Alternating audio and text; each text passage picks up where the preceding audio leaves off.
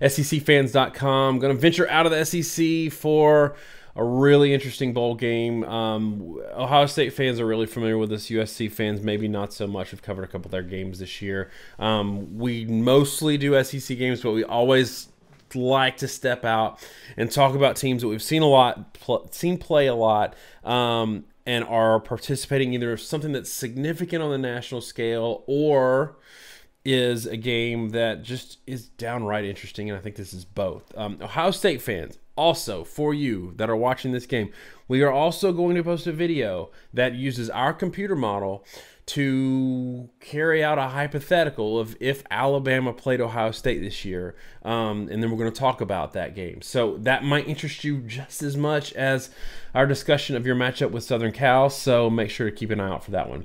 All right, so Josh, let's burn through this one really fast because we've been running long this week. Southern Cal has had some ups and downs this year. It's been an interesting season for them. And Ohio State has had some as well. And we all have discussed the point about Ohio State probably didn't get into the playoffs because of their 31-point loss to Iowa. And this isn't really fair, but if we take that loss out and we look at these two teams over the course of the season, would you say Ohio State has been the more consistently good team versus Southern Cal, even though they don't have the conference championship hardware coming into this one? Consistency, would you give that one a win column for Ohio State? You know, in a way, I almost say no. But the ceiling's been higher, and I'm trying to figure out a way to formulate that. USC has, their two losses were against, at the time, 16 Washington State and 13 Notre Dame.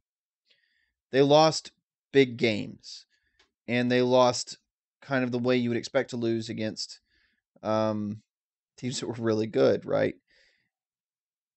Ohio State has played a little more up and down, I feel like, and they've dominated most of the teams in their schedule, and really the only ones they lost badly to Oklahoma, which is, I say badly, 15 points, so 2-3 scores.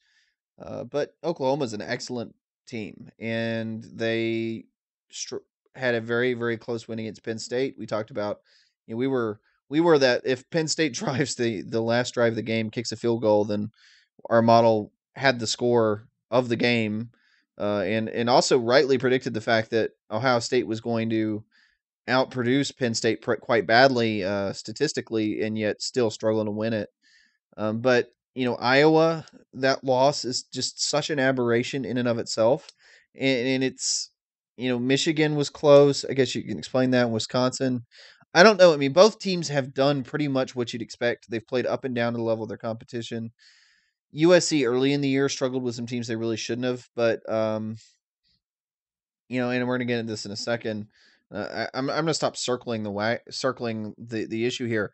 USC's just not as good as Ohio State in terms of their performances throughout the season. I mean, USC was consistent in how they performed against teams of one ilk versus another, and they played up and down in their competition, but it's just they lost to the really good teams and they played close to the average teams, whereas Ohio State lost to elite teams, save that one game. They beat really good teams and they destroyed average teams. So I think USC has been more consistent, but it's kind of a double-edged sword because they've been consistently above average, where Ohio State has been inconsistently elite. And we've talked about this before, and we're gonna bang on it a little bit more.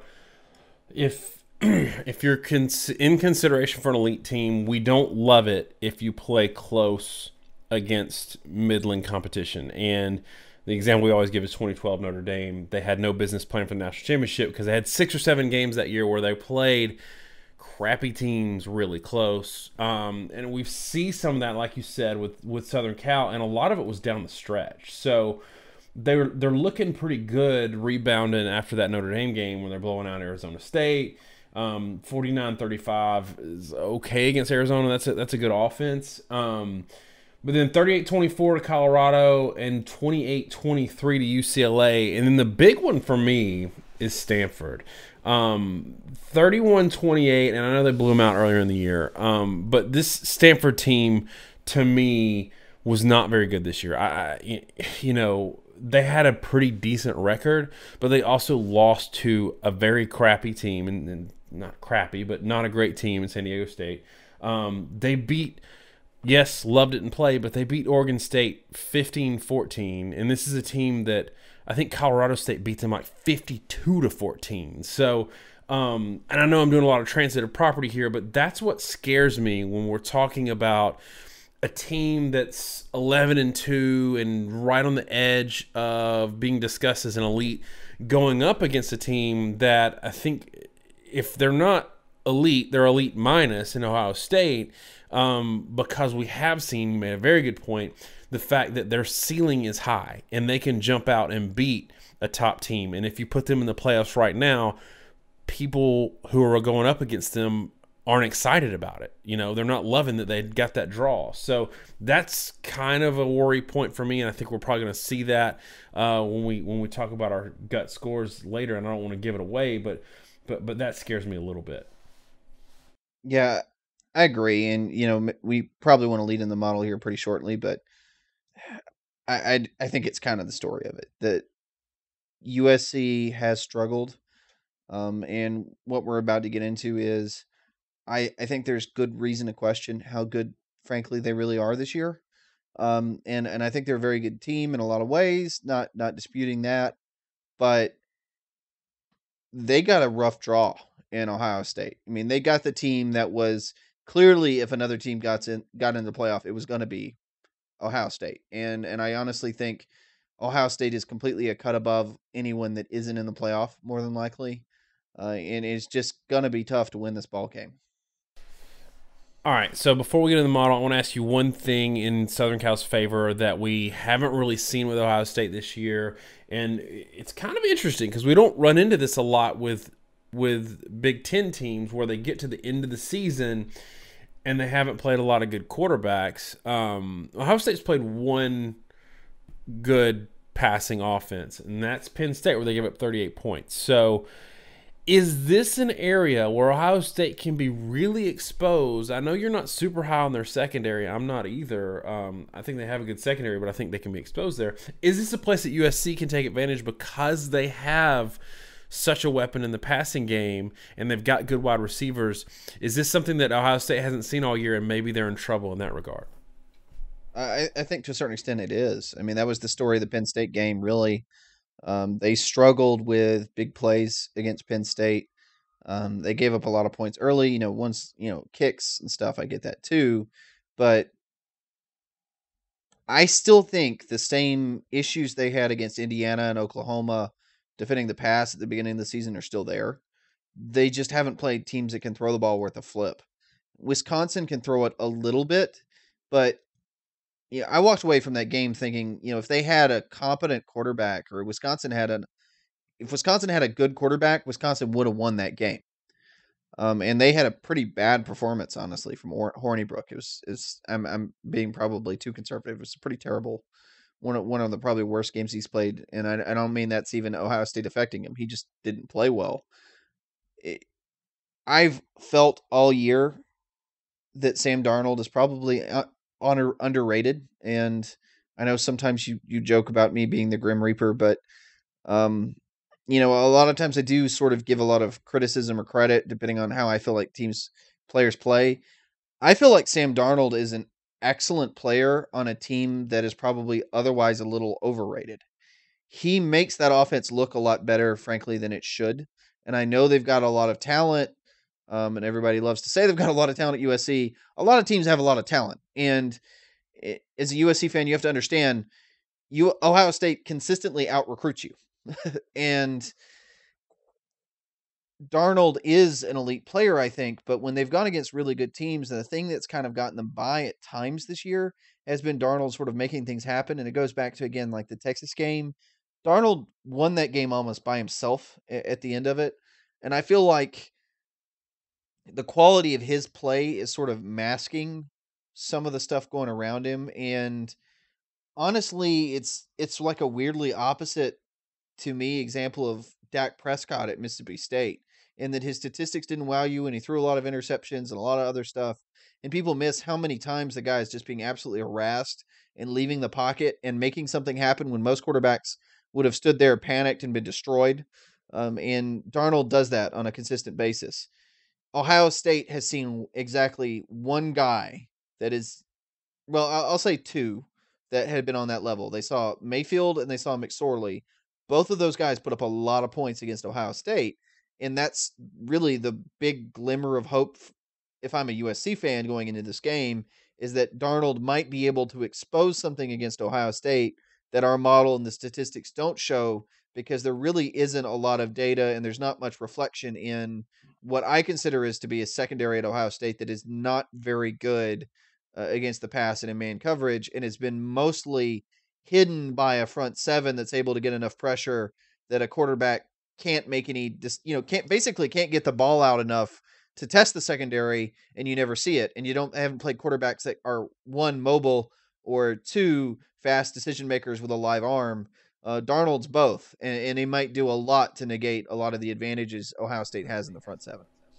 All right, so you gave him a glimmer of hope with the quarterback play. Let's see if the model gives him a little bit more glimmer of hope. What does the computer model say? Let's go ahead and get into it.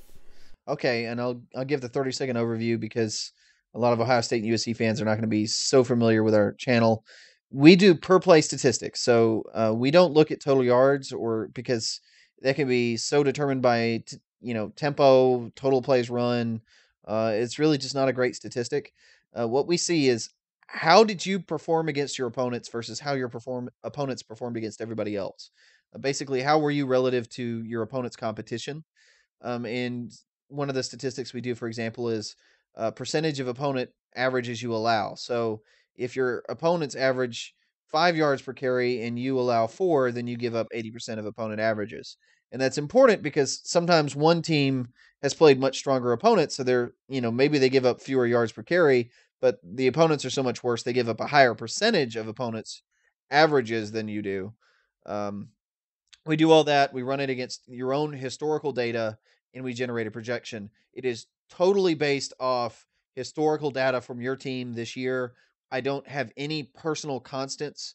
I don't really even give any weights. It's just purely entirely self-driven to be as objective as possible, because what I'm really looking for here is a baseline to say objectively this is a pretty good comparison of team A against team B. That said, why not given that much spiel, especially in the opponent averages? Because there is a night and day comparison in opponent averages, defensively and offensively. Ohio State allows only 69% or 70% of opponent rushing averages, 83% of opponent pass averages. Really, anything below 80% is elite. 80 to 85 is very good to great. So essentially, they're an elite run defense and a very good pass defense, or good pass defense. And again, in college, it's virtually impossible to separate an excellent pass rush versus an excellent secondary because of the way statistics are calculated. Southern Cal, on the other hand, gives up 97% of opponent rush averages and 98% of opponent pass averages. Because there's enough garbage, everybody's schedule has a lot of weak opponents. If you're above 95%, you're actually pretty poor. If you're giving up 100%, you're saying you're as good as the average opponent a given team plays. Most teams play 6 to 8 really bad teams, frankly, these days. In When we moved to the 12-game schedule, what we did is we all took. Everybody complains about the SEC teams playing Mercer. Well, the thing is, we added the 12th game. When we added the 12th game, everybody scheduled a cupcake, a UNLV, a Mercer, etc., and it's kind of watered down everybody's statistics. So if you're giving up 98% of opponent passing averages, that's pretty darn rough. And projecting that against what these teams done offensively, Ohio State is projected to have 6.8 yards per play. USC's only average predicted to have 5.3. In a scoring projection with that kind of offensive production, Ohio State's expected to have 38 points and USC only 24. So 14-point, 38-24 win by Ohio State is our model's projection. And I honestly don't I don't know that that's crazy. I think that we talked about Sam Darnold, and the caveat everybody gives when you talk about he's underrated, I think he's well rated and well regarded in terms of what everybody expects him to do on the next level. But they always give the caveat of yes, but the turnovers. And he kind of he has an ebb and flow in terms of his turnovers or not turnovers and getting it under control. I think in this game, because he probably knows Ohio State's going to score, there's going to be some pressure on him to perform. And I think it's going to lead to some turnovers. I'm not wild about Ohio State offensively, but I think when you've got a team that you can run on, which Ohio State in this case is facing a team that they can run on, it's going to put pressure on them, and it's going to make things a lot easier for Barrett. And look, the Wisconsin game was ugly, but they still managed 24 points on what I think is a much more far superior defense than Southern Cal. USC fans aren't going to love this because the model's killing them. We've not been real high on them, but like you said, I think they got a bad draw. Gonna go ahead and give my gut. I think Ohio State wins this game, and I'm gonna go with the model score. Yeah, I think it's a little worse than the model even. I think it's probably going to be more like 41-21, 41-17, and that's just the reality when these things get away from you in a bowl game. It tends to run away. I do think there's a little bit, there's one of the big takeaways from Deshaun Watson the past couple of years is he had a huge interception problem last year, and a lot of people got probably unjustifiably low on him. Because if you got a quarterback that's having to make every play for his team, he's going to throw interceptions. But you see those guys when they go against big games, they can continue to produce despite the quality of their opponents. That is, to me, the glimmer of hope in USC. And it's one of those things where most of the time I think this game's going to be an Ohio State blowout. There's a chance that Sam Darnold plays in an elite level, and could almost single-handedly win this game for them. I truly believe that.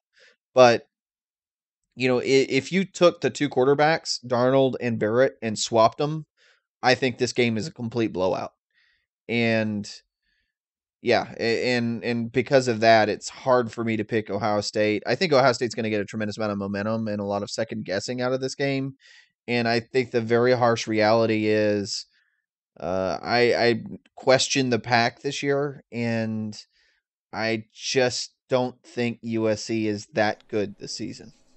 Yeah, this is 2 years in a row that I've not been super high on the Pac-12. And we saw that last year in their bowl games. They didn't do real well. And yeah, the Big Ten didn't do well either. I think they were 3-7. But we're not talking about the Big Ten. We're talking about Ohio State. And right now, Ohio State, in my opinion, is a class above. And that's even with losing to and struggling with Penn State in consecutive years. I think Ohio State is still a class above the rest of the Big Ten. And I don't think that we have that team in the Pac-12. SEC's down this year, and there's three really good teams in the SEC, but the rest of it's kind of trash. I don't see, like last year, we had Washington winning the Pac-12 and really wasn't much competition for Alabama. If Alabama and Ohio State played, I think that'd be a much closer game. There's only a handful of elite teams. But I think what we've got in the Pac-12 is some mediocrity and the lack of that one elite team to sort of kind of brighten the outlook of or the perception of the conference overall. Do you think that's a fair way to put it?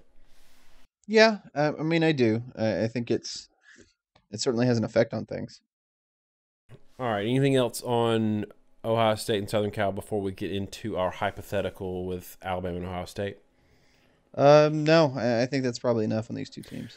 All right, y'all. Ohio State fans, Southern Cal fans, in the comments below, give us your score predictions. Ohio State fans, you can even kind of rub it in our face that we picked Wisconsin to win against you guys, or I think one of us did, one of us didn't. Hey, it was a close game. It was. So score predictions. Give us your MVP. We'll talk about it. Thanks so much, y'all. Have a great week. And Ohio State fans, don't forget to watch our Alabama and Ohio State computer model hypothetical.